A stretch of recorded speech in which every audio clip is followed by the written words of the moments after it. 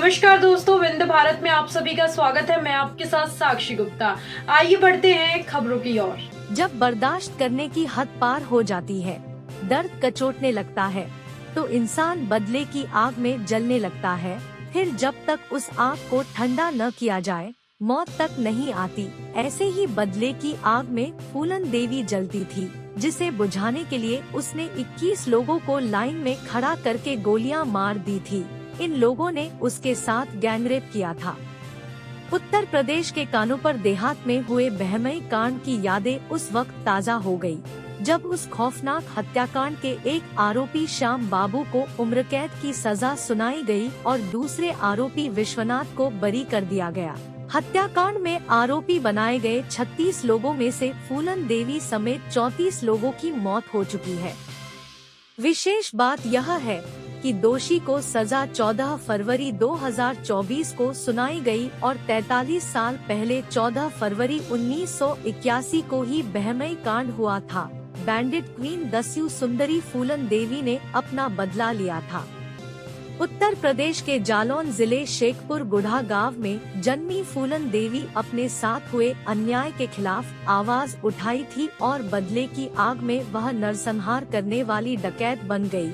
बचपन से गुस्सैल स्वभाव की फूलन देवी 6 भाई बहनों में दूसरे नंबर की थी, लेकिन पिता देवी दीन पर बोझ बनी बेटी फूलन की 11 साल की उम्र में 3 गुना ज्यादा उम्र वाले पुत्तीलाल मल्लाह से शादी कर दी गई। शादीशुदा जीवन की समस्याओं के कारण ससुराल वाले उसे मायके छोड़ गए, लेकिन नवयौवन की दहलीज पर पहुंची फूलन पर लोगों की गंदी नजर पड़ी, जिनमें से एक उसका रिश्तेदार था। उसका डाकुओं के साथ उठना बैठना था। यह सोचकर कि फूलन देवी उसके साथ रहेगी, उसने बहलाकर उसे डाकुओं के गैंग का हिस्सा बना दिया। डाकुओं के सरदार बाबू गुर्जर की गंदी नजर फूलन पर पड़ी और उसने उसके साथ जबरदस्ती की।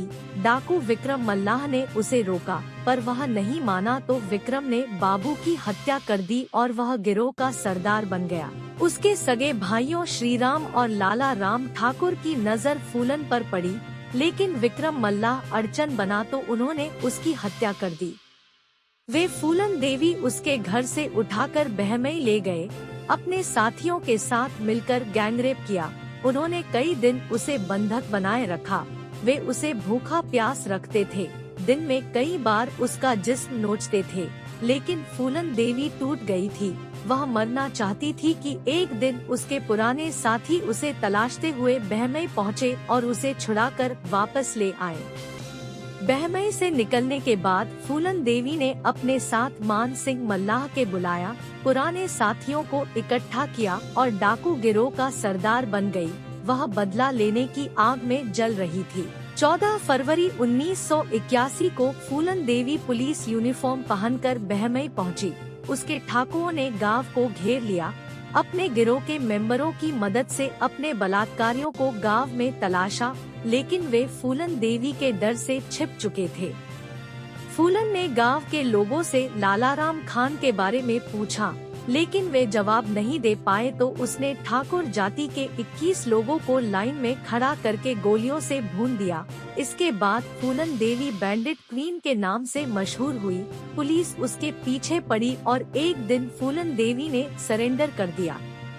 पुलिस के चंगुल से छूटी फूलन देवी राजनीति में आ गई, सांसद तक बनी, लेकिन अपने लिए एक घर तक नहीं बनवा पाई और 25 जुलाई 2001 को फूलन देवी की 38 साल की उम्र में शेर सिंह राणा ने गोलियां मारकर हत्या कर दी। इस तरह बिहार के जंगलों से निकल बैंडिट क्वीन बनी दस्यु सुंदरी फूलन देवी का